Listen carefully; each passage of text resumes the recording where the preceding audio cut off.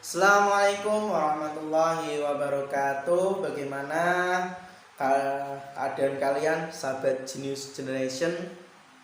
Oke, jangan lupa di like, comment, subscribe, dukung terus channel saya, channel kami Genius Generation dengan mensubscribe, meng-like, dan tonton sampai habis. Jangan di skip-skip. Oke, kemarin kita sudah menjelaskan tentang pernikahan. Sekarang saya akan bahas sedikit tentang pasangan suami istri merupakan kenikmatan besar dari Allah. Di antara karunia besar Allah Subhanahu wa taala kepada manusia adalah istri yang baik. Rasulullah SAW bersabda, tidak ada suatu keuntungan besar bagi seorang muslim setelah memperoleh kenikmatan Islam melebihi istri muslimat atau yang baik. Ini bagi laki-laki yang belum punya pasangan, jadi pilihlah istri yang baik, yang solehah gitu. Jadi bahwasanya istri yang solehah itu enak dipandang. Jadi perilakunya baik. Baik ini dalam banyak arti. Jadi kita melihat dia saat di keluarganya, apakah dia mencintai keluarganya atau tidak. Dia itu sayang sama keluarganya apa enggak sih?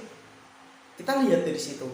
Jika dia baik dengan orang tuanya, baik dengan saudaranya, dia taat kepada bapaknya, secara tidak langsung dia akan baik padamu, dia akan baik di keluargamu, dia akan menurutimu sebagai suami. Dan ini Rasulullah pernah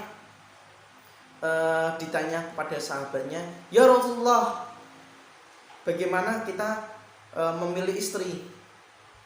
Rasulullah berkata, yaitu kecantikannya, cantik. Yang kedua, nasabnya, keturunannya. Yang ketiga, yaitu kekayaannya. Dan baik-baiknya dari tiga hal itu, agamanya yang paling diutamakan. Nah, secara tidak langsung ini, agama itu berarti kan kebaikan, sifat, attitude, sikap, akidah, akhlak gitu.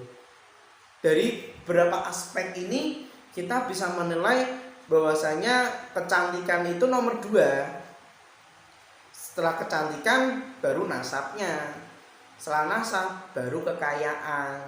Kenapa seperti itu? Jika kita sudah mendapatkan istri yang solehah, itu dia akan menemani kita, dia akan membuat rasa tentram kita, khususnya bagi laki-laki itu dia akan mendapatkan sisi tentram gitu. Terus bagi wanita atau laki-laki, jika laki-laki dia agamanya baik, otomatis dia akan menjadi pemimpin yang baik. Pemimpin yang baik ini dia akan istilah katanya bijaksana, karena dia sudah tahu misalnya seluk-beluknya, terus dia udah tahu fikih, hukum-hukumnya, dan dia itu mengambil keputusannya tidak sembarangan. Jadi bagi laki-laki dan para jomblo segera memilih pasangan ya, jangan tergesa-gesa, yang penting sreg di hati, sreg di keluarga, karena dalam pernikahan itu kita tidak hanya menyatukan kamu dan dia, tapi antara kedua keluarga besar yang akan disatukan. Jadi memang dalam pernikahan kalau di Jawa itu kita lihat bobot, bibit, bebet.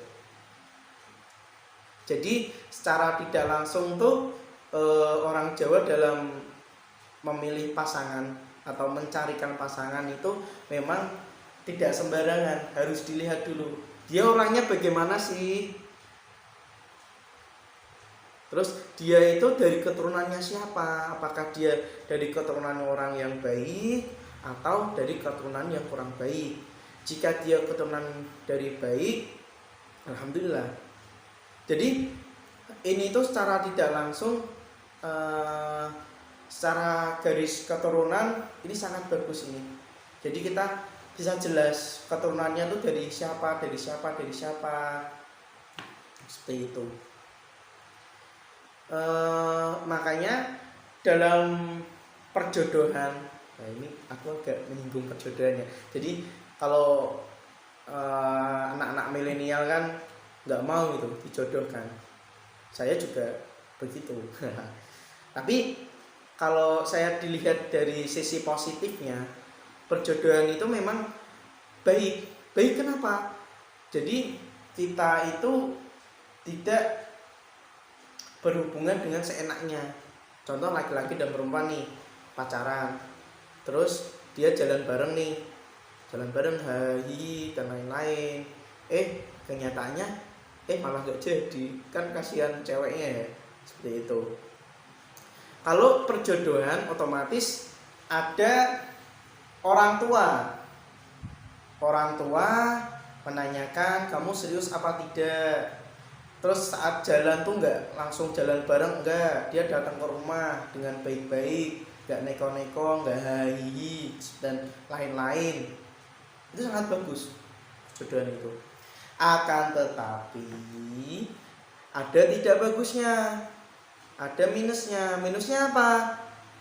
Jika laki-laki dan perempuan itu tidak cocok, akhirnya dia cekcok.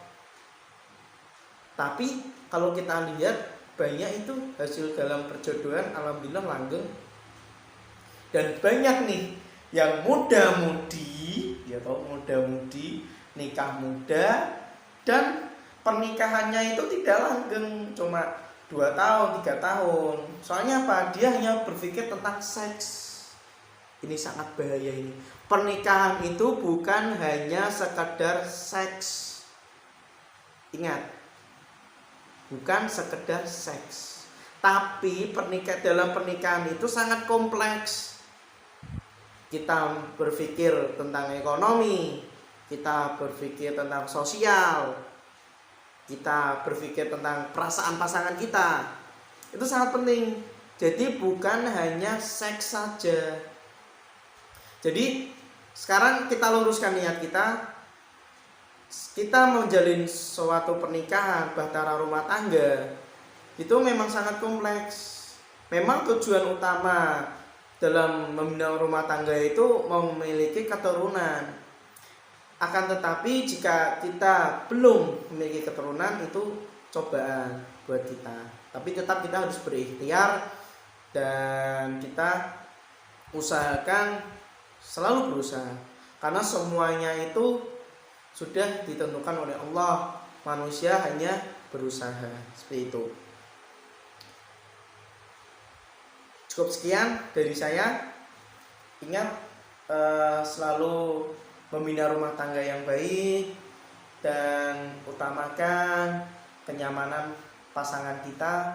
Jangan sampai ada kata perceraian. Saya doakan semuanya akan langgeng, yang sudah memiliki pasangan atau sudah suami istri bisa langgeng terus dan membentuk keluarga yang sakinah, mawaddah dan warahmah dan penuh dengan kasih sayang. Yang belum mendapatkan pasangan, saya doakan mendapatkan pasangan yang soleh dan solehah, yang cowok mendapatkan pasangan yang solehah, yang cewek mendapatkan pasangan yang soleh.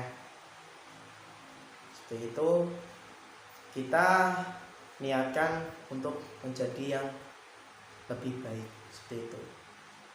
Cukup sekian. Wassalamualaikum warahmatullahi wabarakatuh.